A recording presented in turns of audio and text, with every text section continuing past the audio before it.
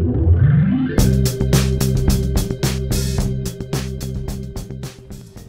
we're from the Malt Miller and we're here today to talk about our bank of fridges here containing fresh yeast.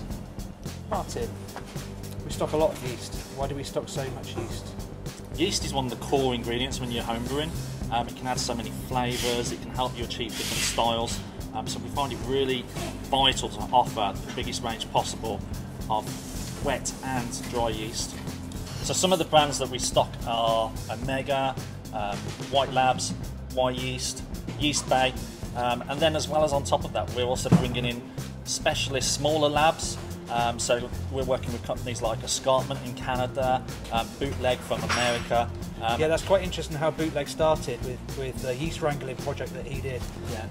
So I mean, there's some really interesting, exciting stuff. If you're into the funkier, more wild bugs and things like that, we're trying to bring more of these styles of yeast in so that home brewers have bigger choice than actually commercial brewers have.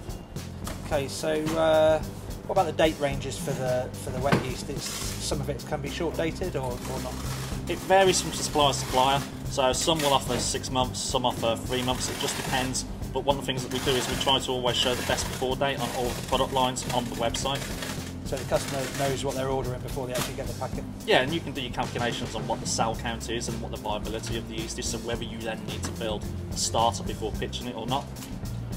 What about the dry yeast selection? Is that grown recently, or what's the situation? Dry yeast is really interesting, as in you've got your core stuff, which is kind of like your Safale and your Mangrove Jacks and your Lalabrew from Lallemand.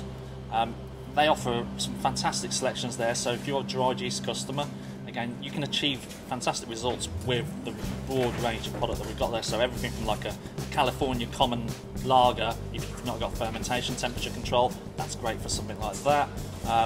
Or even a New England from Lalabrew, from Lallemand, which is great in terms of doing New England IPAs, pale ales, hazy beers. So there's a good selection of choice there. Okay, and there's a relatively new to us style, been around for a couple of years now, this Kvike yeast.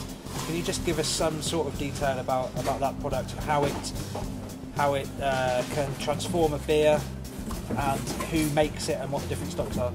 Kvike's really, really interesting yeast. So like you say, we've had the Kvike, the Sigmund Voss from the Yeast Bay for a couple of years, but the interest in that style of yeast has really grown over the last 6 to 12 months, and we're trying to lead that by bringing in as many different versions that we can get hold of.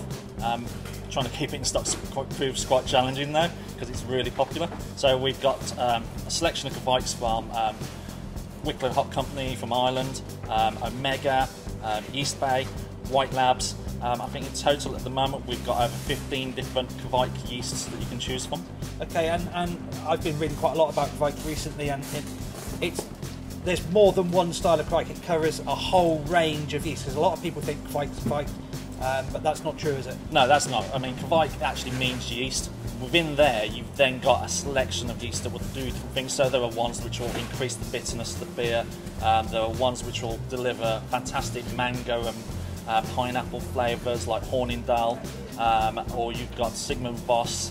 The range of stuff in there. I mean, you've even got Kvike yeast which you can do lagers with within about 3 to 4 days. All of these perform better when under stress, when used with yeast nutrients, and when fermented at a higher temperature, so anything from around about 27 to 37 degrees depending on the strain. Okay, so it's quite exciting times actually. I'm really seeing how that's going to... Yeast for me at the moment is one of my favourite things to look into. Just wish I could brew all those different ones we've got here.